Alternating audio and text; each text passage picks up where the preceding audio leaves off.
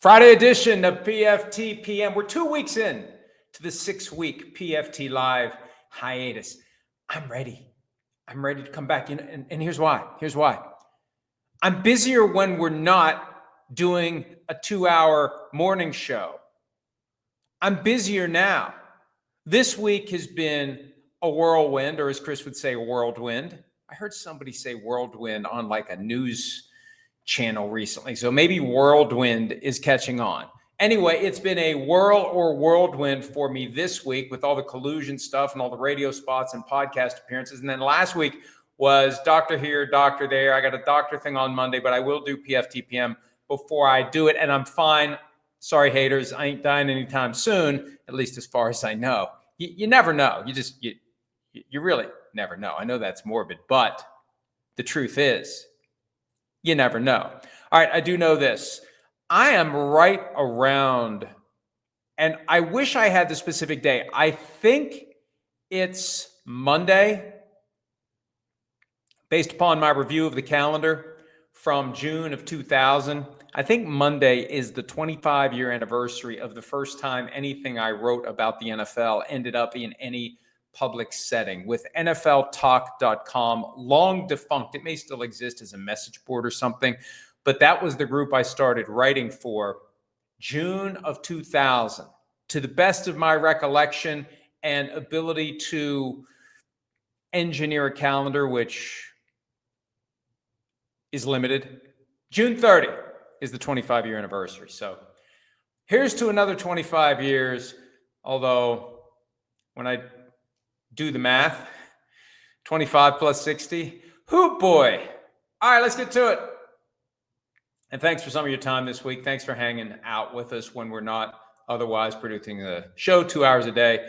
There still is plenty to discuss. This one was supposed to, I don't know, what were they doing? Isn't this a Friday afternoon in the summer? Bad news dump. This hit on Thursday afternoon. Justin Tucker, the former Ravens kicker, now a free agent, suspended 10 games as a result of what started as maybe 3 massage therapists making accusations of inappropriate conduct during those massage sessions. It ended up getting into the double digits. Tucker has staunchly insisted that he's done nothing wrong. Ravens released him. Initially, they tried to say it was football and football only. When John Harbaugh, the head coach, finally talked about it, he made it clear that the uncertainty that's hovering over Justin Tucker is part of the football reason, because you got to get a kicker ready for week 1. And everybody now knows Justin Tucker's not going to be available week 1 through whatever his 10th game will be. And it's not going to matter, because I don't think he's getting signed until after 10 weeks of the 2025 season, if then. Now, a couple of important things to keep in mind. First of all, this was not the result of any actual in-house adjudication by the NFL. There was no hearing before retired Judge Sue L. Robinson, who handled the Deshaun Watson case 3 years ago and came to the conclusion that he should be suspended, whatever it was 11 games, I think it was. That didn't happen. This was negotiated. This was the result of a deal between the league, the union, and Justin Tucker's representatives, short of the formal process being activated. So why would Justin Tucker take the deal? Well, he may have feared that the end result would have been a lot worse than 10 games. Maybe they wanted a full season. That's usually how it goes when you have what's essentially a plea bargain. You've got pre-trial negotiations. They happen all the time, criminal and civil context, and they happen in this context as well. What can we do to buy certainty? What can we do to avoid the uncertainty of putting this thing in front of a judge and seeing what the judge determines? Now, remember, the NFL has the power to appeal to the NFL, but the findings of fact are final. So if Judge Sue L. Robinson had found that Justin Tucker had done nothing wrong, there's nothing that could have happened on appeal. Now, the flip side is, if Judge Sue L. Robinson had found that Tucker did it, and if she would have only given him 12 games, I don't know, 10 games, 8 games, whatever, on appeal, well, I think the league has the ability to appeal to the commissioner to get a higher number. But that's just one of the factors. It's one of the issues. It's part of the uncertainty of allowing this process to go forward. As it stands, everybody knows it's 10 games. One of the questions that I've gotten and one of the confusions I have, there was a statement from Tucker's representative disagreeing with the NFL's decision and reasserting his innocence. Folks, you agreed to the 10-game suspension.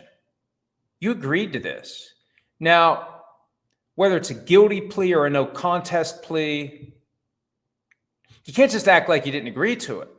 The way the statement reads, and I'll defer to the actual statement, which I've seen posted by multiple insiders who otherwise ignored the collusion case this week, but that's a different issue. But yeah, it's kind of weird if you just look at the statement. If you look at the statement, you don't get the impression that Tucker agreed to anything. You get the impression that the NFL dropped the gavel and lowered the boom on Tucker, and that Tucker is saying, I didn't do anything.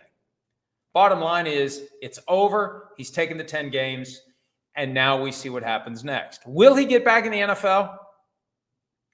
Look, if he was still kicking like he did a couple of years ago, maybe some team would be willing to deal with the PR consequences of welcoming a guy onto the team who's got that baggage. It didn't keep Deshaun Watson from being signed to a massive 5-year fully guaranteed contract by the Browns, who also gave up multiple first-round picks and other draft capital to get Watson.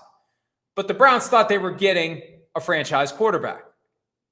We know with Justin Tucker that this is a guy that, for whatever reason, he's lost his fastball. If he was still kicking at a high level, maybe the Ravens wouldn't have even cut it. I don't know. I think it's going to be hard for him to get back in because there are so many kickers out there. The supply outweighs the demand. If you get into the midpoint of the season, the last month of the season, and your kicker is kind of shaky, are you even going to bring Justin Tucker in for a workout to see if he can bang kicks from 60, 65, 70? You get linked to Justin Tucker, you're welcoming some of the bad PR. You're better off just signing him than flirting with him, unless it would be like a trial balloon. This is where it gets very convoluted and complicated, and you have different ideas. It's like snowflakes. Everybody's going to have a different opinion as to potentially what the ramifications would be. You bring him in for a workout, you may take some flack. You sign him, you may take some flack.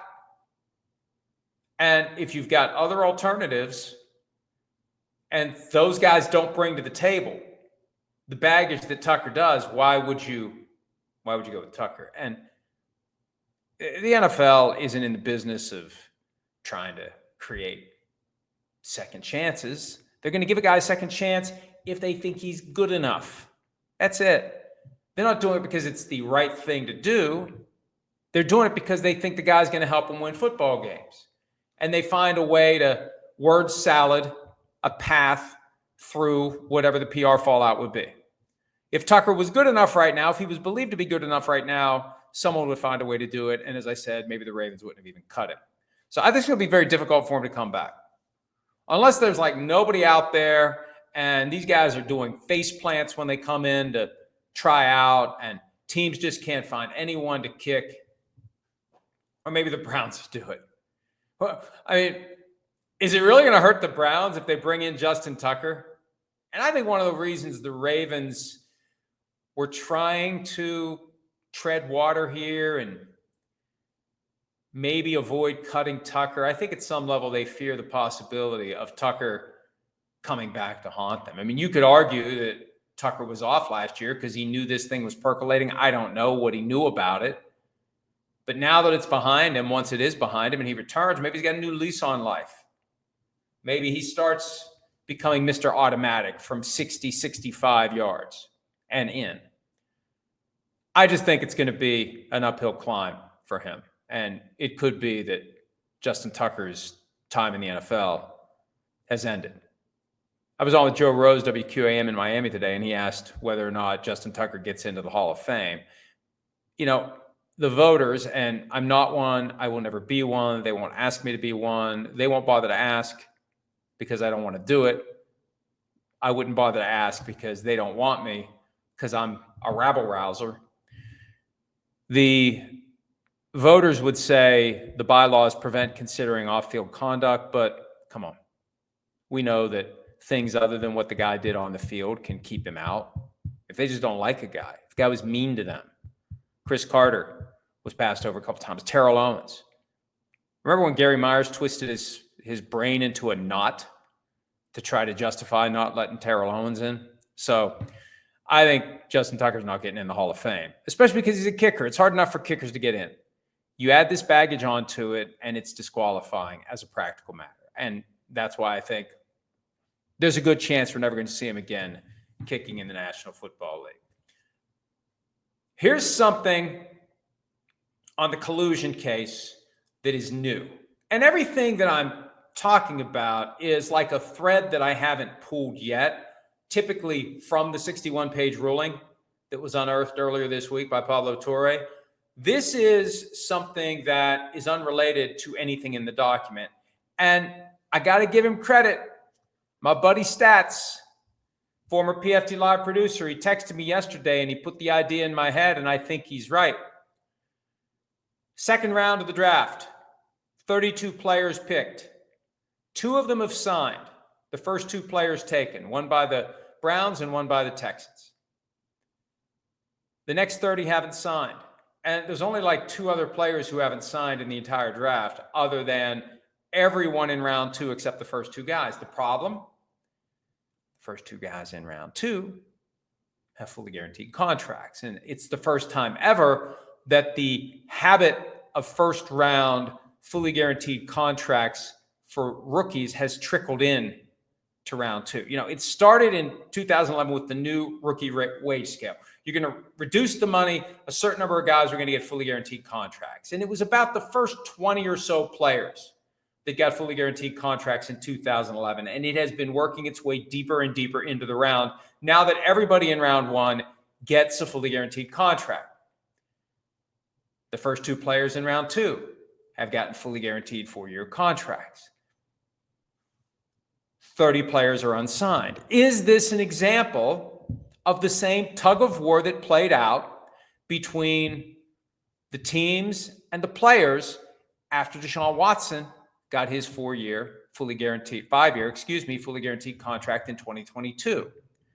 None of the other teams. It's jarring when you look at it. 32 teams, 32 players, first 2 signed, next 30 empty. And I mean, presumably the last pick in the round isn't getting a fully guaranteed contract, but I don't know. Maybe everybody is trying to, and maybe the teams are holding the rope as hard as they can. And this is the difference. The players and the agents are allowed to collude if they want to. They're allowed to coordinate. They're allowed to say, hey, nobody give in. We want fully guaranteed contracts for all second rounders, and nobody's giving in. The teams can't do it, but we know from the collusion case, the teams, well, I know the arbitrator found they didn't, but I believe based upon the evidence they did. And you just wonder, what kind of text messages are being created. You wonder how careful people are being. See, I think that one of the big takeaways from the collusion case is moving forward, there will be no smoking gun emails or text messages. There will be no Dean Spanos to Michael Bidwell, congratulations on getting your player to sign a deal that wasn't fully guaranteed. This will all be via telephone or whatever the text message apps are out there where the message self-destructs in 24 hours. And look, they should have been doing it anyway. It was stupid. The email that Jeff Pash, the former general counsel, sent to the commissioner, creating a bear trap for the commissioner to provide one of the various smoking guns, that wasn't the smartest thing done by a high-level employee of 345 Park Avenue in recent years. But this ruling is going to force it even farther underground. And any conversations that would amount to collusion are going to be with no paper trail, plausible deniability, conversations that never happened. And yeah, it's kind of perjury if the crap hits the fan and people have to testify. But by the time you raise your right hand and swear to tell the truth, the whole truth, and nothing but the truth, you are so locked into your lie that it's impossible to get out of it. Bottom line, 30 players unsigned in round 2, and it's all over the issue of fully guaranteed contracts. How much of that collusion ruling is going to resonate into these discussions? How hard is it going to be? How hard of a bargain will the players and their agents drive? And will there be plausible reason to believe the teams have colluded in trying to hold that rope and prevent the spread of fully guaranteed contracts in the NFL? Some stadium news, and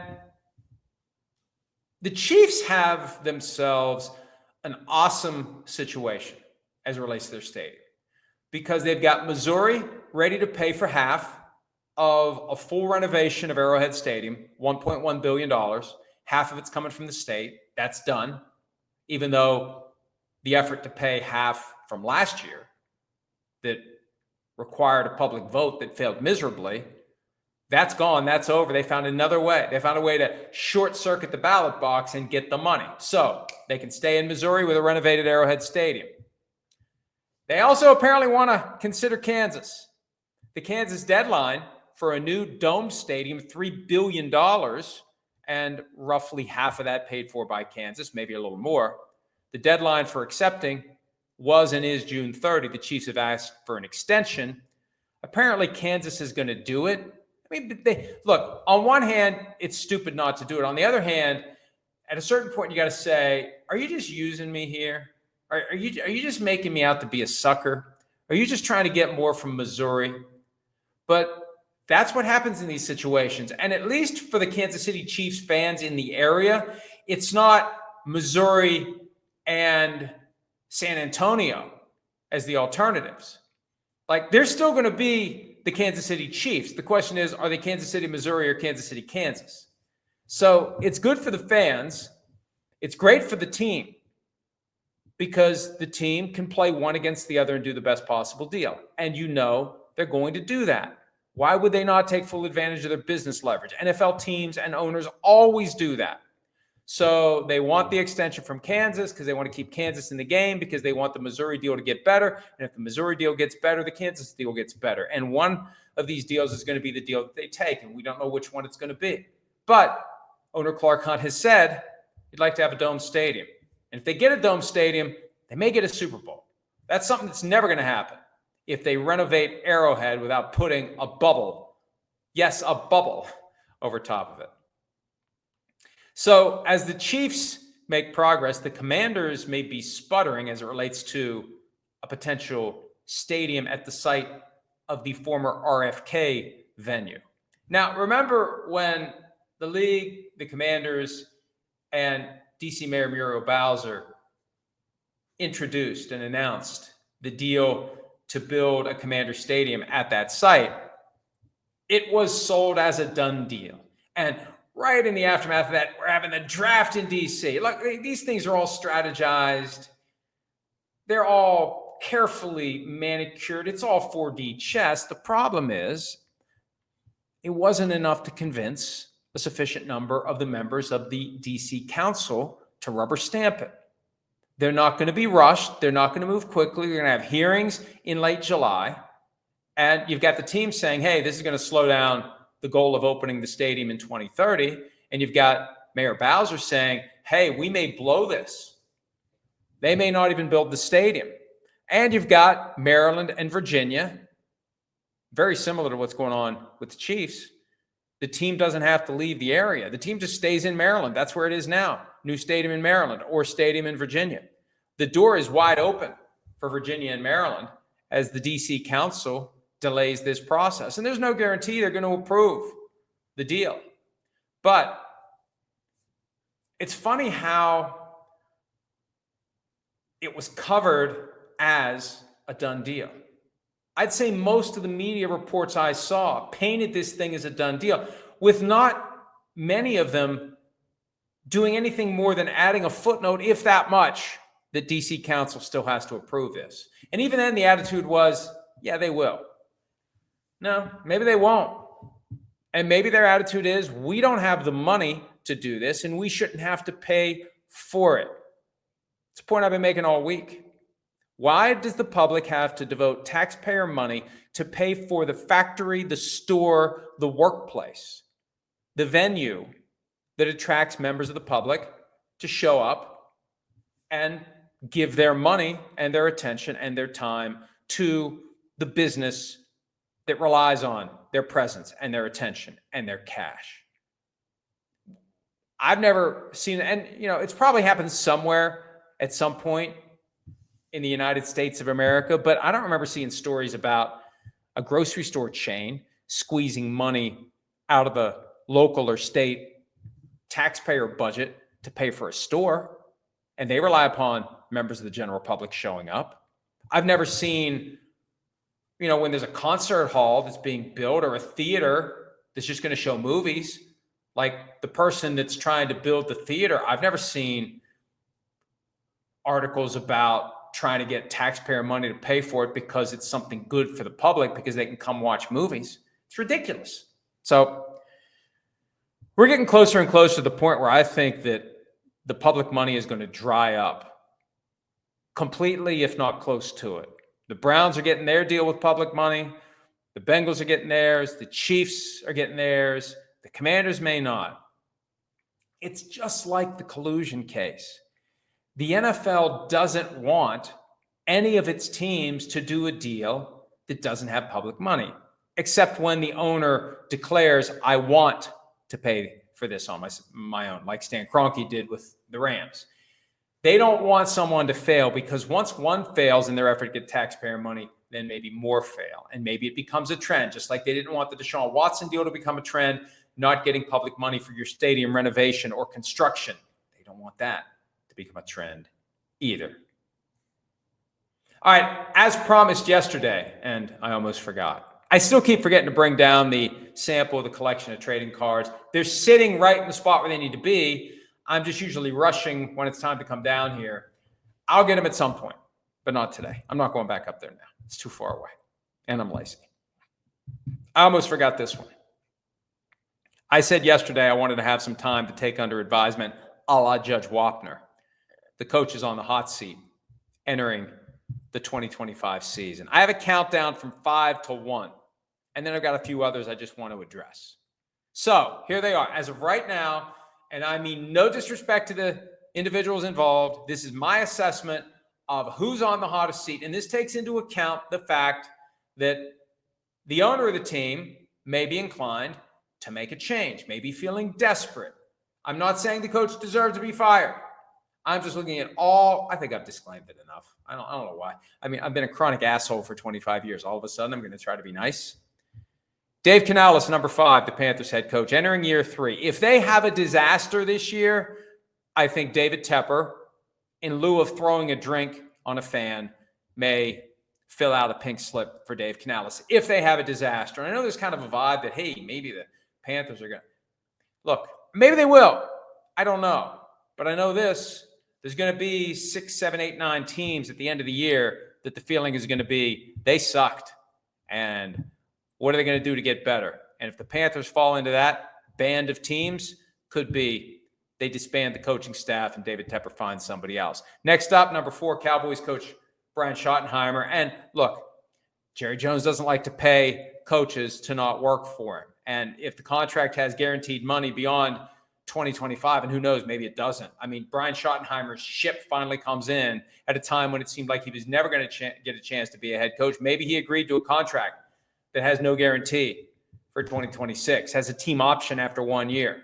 If Jerry Jones can avoid having to pay Brian Schottenheimer next year, that could make him vulnerable if this season doesn't go well. And when you consider the quality of the division they're in, forget about the Eagles and the Commanders.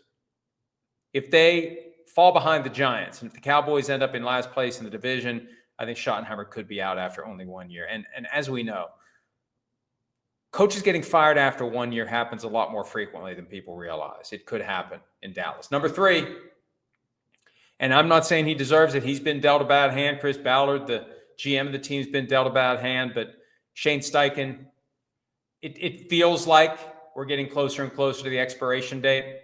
We've got new ownership following the passing of Jim Irsay. We don't know what the Irsay sisters think about Steichen. We don't know how they're going to feel after this season. I think Daniel Jones is going to be the starting quarterback. We're going to see what he can do. And he's going to be carrying on his shoulders the obligation to potentially save Steichen's job. At number 2, the place where Daniel Jones used to be, the New York Giants. Now, I'm a firm believer that John Mara, the co-owner of the team and the guy who's in charge, he needs to make it clear to everyone that he's behind both Coach Brian Daboll and GM Joe Schoen, and that the commitment to keep them wasn't just a year-to-year thing. But see, the problem is, as we've said before, Mara, a day after renewing the commitment to Daboll and Schoen, said, I've just about run out of patience. If that's true, are they on the hot seat? It sure feels like it. I don't think they should be. I think if you're going to make this thing work, you got to give it time. The non-dysfunctional teams give it time. And I think Mara is trying his damnedest to break from the dysfunction of the past 10, 12 years where they're firing coaches and GMs all the time. We'll see. Maybe hard to do if the Giants end up in the basement in the NFC East. If they end up 3-14 or 4-13 or even 5-12, we'll see. And at number 1, as much as I like him, I feel like Mike McDaniel in Miami, this is up or out year for him. If he doesn't do enough, and I don't know what the standard's going to be to get Stephen Ross to keep him, and I don't know that Stephen Ross is even thinking about making a change. He said after the 2024 season, both Chris Greer, the GM, and Mike McDaniel coming back, and all the right things, right? Because you don't want your guys to think they're on the hot seat. You don't want to be dragged down by stress. You want to be able to put their best foot forward. But if the Dolphins aren't competitive this year, if they finish 3rd or 4th in the AFC East and miss the playoffs,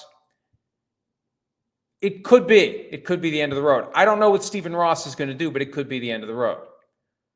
We keep hearing about culture change. Why are we changing the culture? Because the existing culture isn't working. Because, look, they overreacted when they fired Brian Flores. They moved on from the Belichick-style hard ass, and they went all the way to the other end of the spectrum with a player-friendly coach who doesn't hold his guys accountable. And now, all of a sudden, he's going to hold guys accountable. I don't know that it's going to work. And I don't know that Tua is the guy. And I think some of those guys who have been linked with leaving, they may have come to the conclusion Tua is not the guy. A lot of pressure this year for a lot of people in Miami. And if the wheels come off early, could be interim coach with a full-blown search beginning then and culminating in a new coach being hired after the season ends. A couple of other names that I think I need to address, like with Kyle Shanahan in San Francisco, I actually think the 49ers are going to be good this year, but if they have a disaster, I don't know what Jed York's going to do. The 49ers are one of those teams that would be dysfunctional, but for the fact that John Lynch and Kyle Shanahan have done a great job of overcoming the dysfunction. So when you have an owner who may decide, I just need a fresh start, if they fail to make it to the playoffs this year, if they are on the wrong side of 500, I just don't think that's going to happen. But if it does happen, it's something to keep an eye on. The situation in Green Bay is kind of awkward with a new team president and CEO, Ed Policy. He said that there won't be extensions for Matt LaFleur or GM Brian Gutekunst before the season. So it's going to be after the season. They're going to decide, extend or move on. Those are the only choices. I don't know why you'd move on from LaFleur and Gutekunst given what they've done during their time on the job. It's just awkward because it's out there. It's hanging out there. We're not going to extend them before the season, which means after the season, they either get extended or they get asked to leave. And then the 2 AFC North coaches that I think are getting closer and closer to just weird. John Harbaugh in Baltimore and Mike Tomlin in Pittsburgh. I think both guys deserve to have their jobs as long as they want them. But at what point does ownership decide we need to make a change? And I think if the owner of either team decides, Steve Bisciotti in Baltimore or Art Rooney II in Pittsburgh, if they decide to do something, I think you make them available in trade if they want to be traded. I mean, they have to want to be traded or it's pointless. Maybe the coaches decide it's time to walk away, but there's too much spinning of the wheels in the mud. There's too much close but no cigar. Now, for the Ravens, it's getting back to a Super Bowl. For the Steelers, it's winning a playoff game. But long drought for both teams. Ravens haven't been to a Super Bowl since the 2012 season. They've had the league MVP twice since 2019. They've had the number 1 seed twice. They just haven't been able to cash it in. And again, Harbaugh should have that job as long as he wants. He should be able to retire there.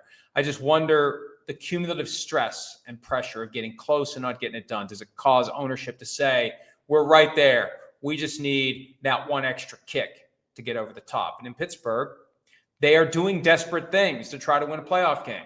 The DK Metcalf contract, unprecedented display of desperation by the Steelers. They've never behaved that way before. This Aaron Rodgers thing, unlike the Steelers. So if they fail to win a playoff game, what else will they do that's unlike the Steelers? So let me answer a couple of questions real quick before we wrap this up. Jacob Bachman, do the 49ers have the easiest schedule in the league? They don't play any top 5 quarterbacks. This will be an easy 10-plus win schedule for these guys. Would love to hear your take. Look, this gets back to the schedule rotation. The teams of the NFC West this year play all 4 teams of the AFC South and all 4 teams of the NFC South. That's 8 out of 17 games. Winnable, winnable, winnable, winnable, winnable. Now, I'm not saying that 49ers are going to go 8-0, but they may be favored in all 8 of those games right now. I mean, the Texans and the Bucs, I don't know, but if the 49ers are healthy, they should be able to win those 8 games. That's almost half your schedule. And because the 49ers finished in last place in the division last year, they get, of the 3 games that are tied to where you finished in your division, they get the best draw. And they've got the Cardinals twice, the Seahawks twice, and the Rams twice. So I'd say that the Rams are the toughest team on their schedule, and they know the Rams as well as anyone. You know, I'd been saying the Rams could end up being the number 1 seed in the NFC thanks to this schedule rotation. You can make the case the 49ers could be the number 1 seed because they can fatten up on a favorable schedule like the teams of the NFC North did last year when you had the Lions, the Vikings, and the Packers all in the playoffs. So, yes, I think the 49ers, if they can stay healthy, if they can get Christian McCaffrey to turn back the clock, if they can replace Deebo Samuel,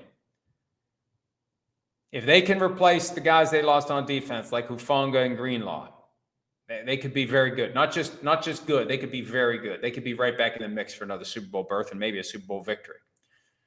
Jarius Norwood, why aren't state taxes addressed in salary cap negotiations? It seems like a seriously uneven playing field, which potentially provides teams like Vegas and Miami an advantage in free agency. But you know what? And I thought of this when there was a conversation during the NHL playoffs about Florida teams having an edge. Gary Bettman got into it with an analyst. Gary Bettman said it's a ridiculous argument. There's nothing you can do. You can't factor in taxes in determining salary cap. That's just a function of the state where the team is. And to the extent that state taxes in a salary capped era are relevant, I mean, let's go back to 93 when the salary cap started. Okay, the Cowboys have won 2 Super Bowls. Texas team, no income tax. Washington, Seattle, they won 1. The Buccaneers have won 2. That's 5 in more than 30 years. That's it. Of the teams winning a Super Bowl without state income tax. So I think it's statistically insignificant. I don't think they're going to do anything about it. Now, if all of a sudden all the Florida teams are winning the Super Bowl every year and you're hearing the players say, hey, the reason I came here is because of no state income tax, then that's something to pay attention to. I just don't think that's going to happen. Couple more, and then we will wrap it up. Help Fight Cancer 81. Is there a chance the Raiders are finally competitive and will make the playoffs? What are the chances of the Eagles repeating in the Super Bowl? 2 for the price of 1.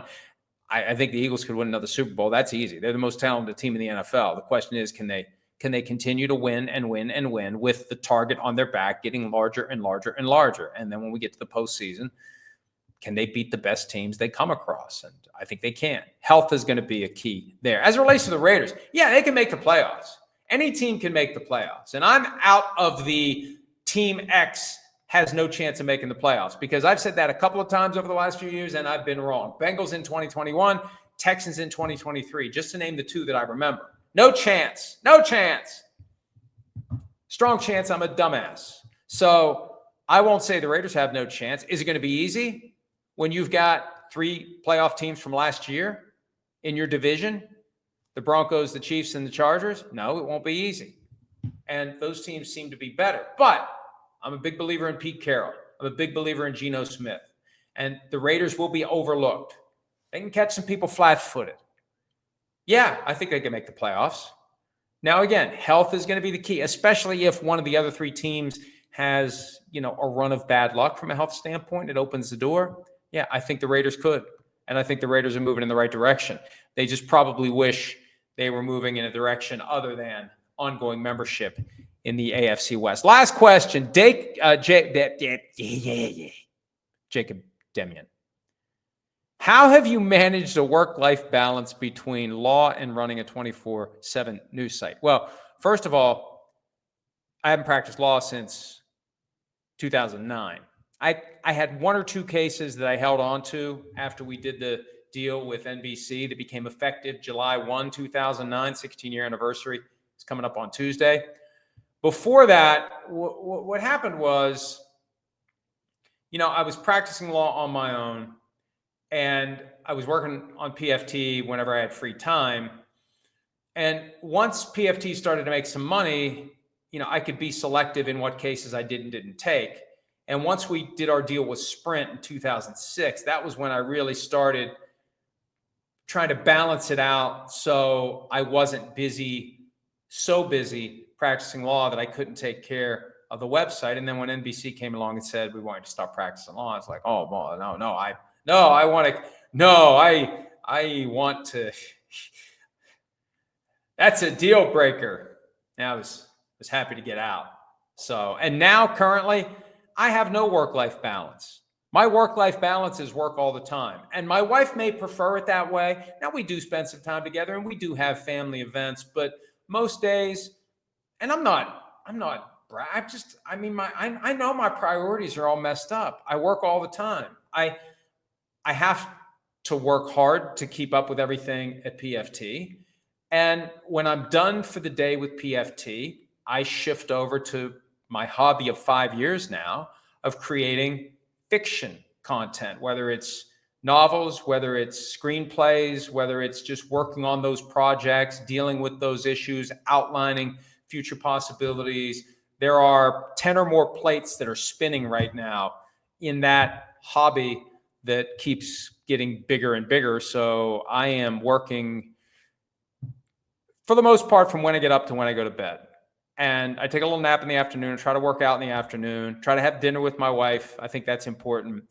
And we have a family event tonight. We'll have family events from time to time. But for the most part, it's work, and it's work some more. But when you enjoy it, it's really not work.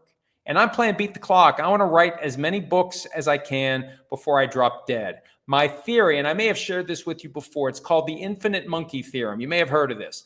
The infinite monkey theorem stands for the proposition that if you had an infinite number of monkeys and an infinite number of typewriters, infinity, if you had an infinite number of monkeys and an infinite number of typewriters, and they were banging away on the typewriters, in theory, eventually one of them would write Shakespeare. So my goal is to cobble together as many manuscripts as I can between now and the day I die. And the chances are that if I can get 20, 30, 40, 50, one of them won't suck. That's the goal. That's what I'm trying to do. All right, got to go. That's it. Thanks for some of your time. Have a great weekend. Stay safe, stay smart. Next week, the schedule is going to be a little screwy because of the 4th of July, but we will do at least 3 or 4 of these. We'll see you then. Check us out around the clock at profootballtalk.com. And again, have a great and safe summer weekend. Hi, it's Mike Florio. Thanks for watching PFT on YouTube. Hit subscribe for the latest news and analysis from Pro Football Talk.